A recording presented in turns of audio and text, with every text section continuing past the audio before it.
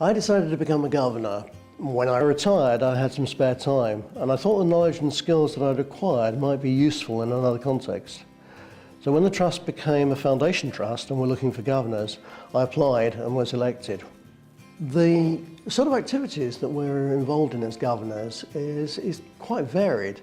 There's a lot of meetings, but I do find that they're very interesting because there's lots of different subjects covered. The key role of governors is to seek assurance that the non-executive directors are holding the executive directors to account for the performance of the trust. Second key part of the role is in talking with service users, members of the trust and the public. We also represent the views of members who we are in contact with through the year. We take forward issues that are raised with us.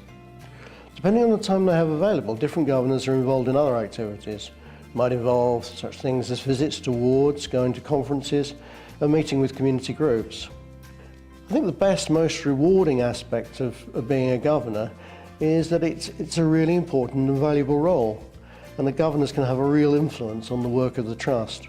I think that it's crucial to act as the voice of the public and the voice of members in the different meetings that we attend and in our interactions with trust staff, and to ensure that that voice is heard and the voice of the community is heard, and that the trust, despite the pressures that are on them, financial pressures for example, actually continue to maintain a service that is responsive to the needs of the service users, the carers, and the community that it serves.